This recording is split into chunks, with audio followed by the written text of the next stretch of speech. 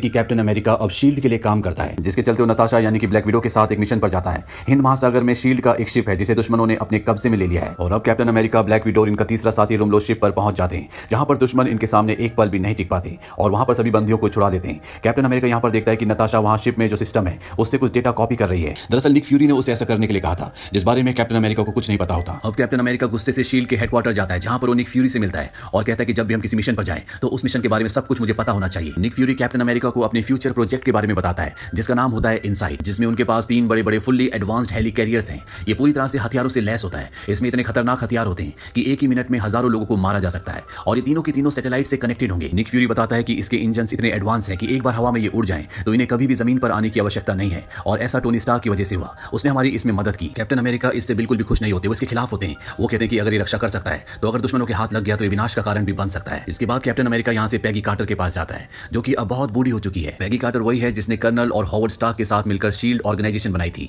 और world war 2 के वक्त वो स्टीव रॉजर्स से यानी कि कैप्टन अमेरिका से प्यार करती थी। वहीं निक फ्यूरी को दिखाया जाता है जो उस डेटा को खोलने की कोशिश करता है जो ब्लैक विडो शील्ड के शिप से लेकर आई है, पर वो उस डेटा को नहीं खोल पाता। वो पूरी तरह से लॉक्ड होता है, जिससे निक फ्यूरी को शक होता है। वो अपने सीनियर्स के पास जाता है और वो कहता है कि जो हेली कैरिज यानी कि इनसाइट जो प्रोजेक्ट है उसे कुछ वक्त के लिए डिले कर दिया जाए, क्योंकि उसे पूरा यकीन है कि दुश्मन को इनके प्रोजेक्ट के बारे में सब कुछ पता है और हो सकता है कि इन्हीं की टीम में कोई दुश्मन हो जिसने उस पूरे डेटा को लॉक कर दिया। निक फ्यूरी यहाँ से अपनी गाड़ी से निकल जाता है और उसके ऊपर कुछ दुश्मन हमला करते हैं। निक फ्यूरी किसी तरह से उन्हें चकमा देकर भागने में कामयाब हो जाता है, पर तभी वो देखता है कि उसके सामने एक नकाबपोश है जो गन फायर से उसकी गाड़ी को उड़ा देता है। पर जब वो नकाबपोश निक फ्यूरी की गाड़ी के पास आता है तो निक फ्यूरी वहां से भाग चुका होता है। निक फ्यूरी स्टीव रॉजर्स यानी कैप्टन अमेरिका के घर जाता है और वो उसे बताता है कि शील्ड का कोई ना कोई ऑफिसर है जो दुश्मनों के साथ मिला हुआ है और तभी कोई निक फ्यूरी पर गोली चलाता है। मरने से पहले निक फ्यूरी कैप्टन अमेरिका को वो पेन ड्राइव देता है, जिस पेन ड्राइव में ब्लैक विडो और कैप्टन अमेरिका शील्ड के उस पानी के शिप से डेटा कॉपी करके लाए थे, जिसे दुश्मनों ने अपने कब्जे में ले लिया था। निक फ्यूरी को यहाँ से ऑपरेशन थिएटर ले जाते हैं, पर डॉक्टर्स उसकी जान नहीं बचा पाते। निक फ्यूरी की मृत्यु हो जाती है, जिससे कैप्टन अमेरिका और ब्लैक विडो दोनों बहुत दुखी होते हैं। कैप्टन अमेरिका को अब अलेक्जेंडर अपने पास बुलाता है, जो कि शील्ड का एक सीनियर ऑफिसर है, और वो कैप्टन अमेरिका से पूछता है कि कल रात को तुम्हारे पास निक फ्यूरी क्यों आया था,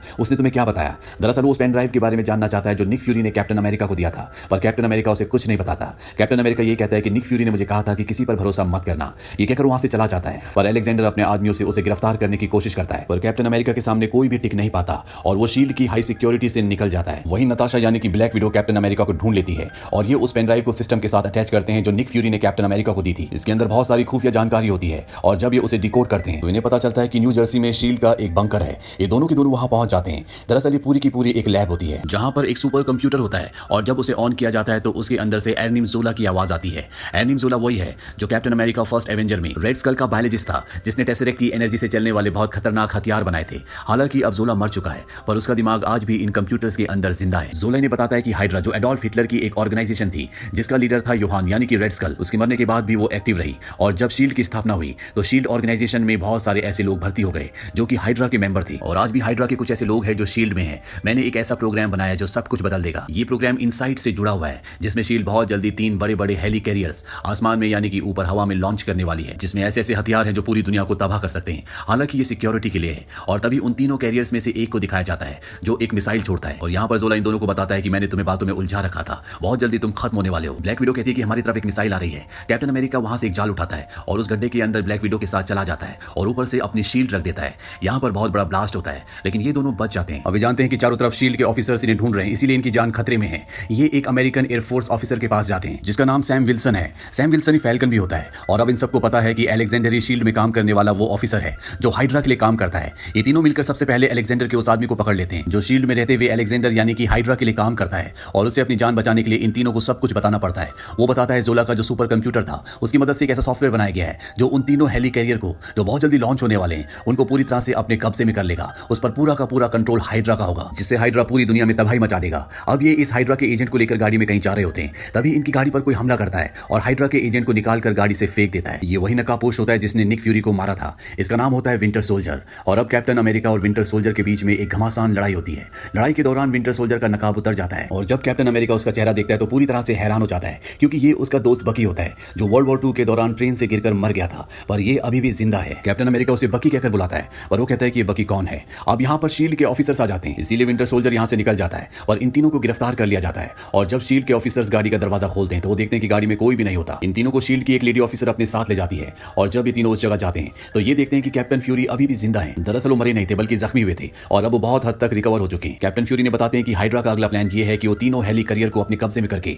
पूरी दुनिया में गोलियों की बौछार कर देंगे और हमें किसी भी कीमत पर उन्हें रोकना होगा। वहीं विंटर सोल्जर को दिखाया जाता है जो कैप्टन अमेरिका यानी कि स्टीव रॉजर्स, जो कि उसका बहुत अच्छा दोस्त था, उसे देखने के बाद पूरी तरह से खोया होता है। उसे कहीं ना कहीं ऐसा लगता है कि वो उसे पहले से जानता है। और यहाँ पर हमें विंटर सोल्जर यानी कि बकी की यादों से दिखाया जाता है जो वर्ल्ड वॉर 2 के दौरान वो ट्रेन से गिर गया था। इसके बाद कैप्टन जोला यानी कि हाइड्रा ने उसे बरामद कर लिया और उसके ऊपर एक्सपेरिमेंट्स की, उसे एक सुपर सोल्जर बना दिया गया, साथ ही उसकी यादें हमेशा के लिए मिटा दी गई। अब यहाँ पर अलेक्जेंडर आता है और अलेक्जेंडर कहता है कि तुम्हें किसी भी तरह से उन सबको खत्म करना होगा, तभी हम पूरी दुनिया को आजादी दिला सकते हैं। दरअसल ये बकी को यानी कि विंटर सोल्जर को बर्फ के अंदर जमा कर रखते हैं, इसीलिए उसकी उम्र नहीं बढ़ी, साथ ही उसकी यादों को भी मिटा दिया जाता है। इसीलिए वो अपने सबसे अच्छे दोस्त स्टीव रॉजर्स को यानी कि कैप्टन अमेरिका को पहचान नहीं पाता। वहीं निक फ्यूरी को दिखाया जाता है जो सबको बताता है कि कल सुबह लॉन्च होने वाला है और जब तीनों की तीनों हेली करियर आसमान में होंगे तो उस पर हाइड्रा का पूरी तरह से कब्जा हो जाएगा। लेकिन इससे पहले कि ऐसा हो, हमें उनकी हार्डवेयर चिप को बदलना होगा और एक बार हमने उन हेली कैरियर्स पर अपनी चिप लगा दी तो उन पर पूरी तरह से कंट्रोल हमारा होगा। अब अगले दिन शील्ड के हेडक्वार्टर में दिखाया जाता है जहां पर ये तीनों हेली कैरियर्स को आसमान में यानी कि लॉन्च करने की तैयारी कर रहे होते हैं। तभी कैप्टन अमेरिका अनाउंसमेंट रूम में पहुंच जाता है और वहां से अनाउंस करता है कि शील्ड अब पहले जैसा नहीं रहा, यहाँ पर बहुत सारे हाइड्रा के एजेंट्स भी हैं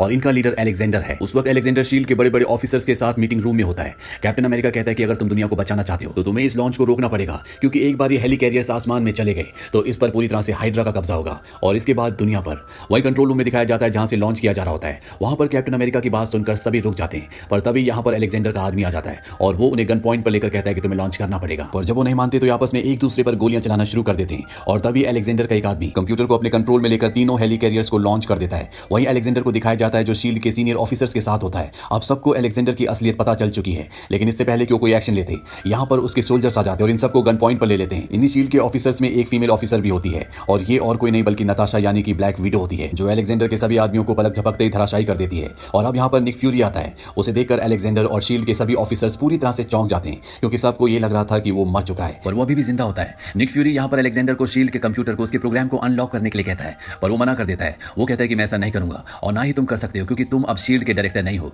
और जब कोई शील्ड के काम को छोड़ देता है तो उसकी सारी आईडीज पासवर्ड को मिटा दिया जाता है। और यहाँ पर निक फ्यूरी की वो आंख जो खराब है वो उससे पट्टी उठाता है और उसे कंप्यूटर के आगे लगाता है, जिससे कंप्यूटर अनलॉक हो जाता है और सिस्टम में हाइड्रा की जितनी भी इंफॉर्मेशन होती है वो उस पूरी इंफॉर्मेशन को पब्लिक कर देता है ताकि दुनिया को हाइड्रा ऑर्गेनाइजेशन की असलियत का पता चल सके। वहीं दूसरी तरफ कैप्टन अमेरिका को दिखाया जाता है जो एक हेली कैरियर के ऊपर चला जाता है और वहां पर चिप को बदल देता है। और जब तक ये तीनों चिप्स को नहीं बदल देते तब तक ये हेली कैरियर के ऊपर अपना कंट्रोल नहीं पा सकते। वहीं दूसरी तरफ फैल्कॉन को दिखाया जाता है जो दूसरे हेली कैरियर के ऊपर जाता है और वहां पर चिप को बदल देता है और अब इन्हें एक और चिप को बदलना है। कैप्टन अमेरिका ऊपर से कूद जाता है और फैल्कन को कहता है कि मुझे तुम्हारी मदद की जरूरत है। फैल्कन उसे पकड़कर तीसरे कैरियर पर पहुंच जाता है, लेकिन इससे पहले कि दोनों यहां पर चिप बदलते इनके सामने विंटर सोल्जर आ जाता है जो कैप्टन अमेरिका पर हमला करता है, जिससे वो नीचे गिर जाता है। साथ ही वो फैल्कन के दोनों पंख तोड़कर उसे हेली कैरियर से नीचे फेंक देता है। वो पैराशूट से नीचे उतर जाता है पर अब वो ऊपर नहीं आ सकता। वहीं कैप्टन अमेरिका जो अभी भी हेली कैरियर के ऊपर लटका होता है वो वापस आ जाता है, जहां उसके और विंटर सोल्जर के बीच में एक घमासान फाइट होती है। इस फाइट में विंटर सोल्जर को दिखाया जाता है जो कैप्टन अमेरिका की तरह बहुत ताकतवर होता है और अब कैप्टन अमेरिका को बताया जाता है कि कुछ ही सेकंड्स बचे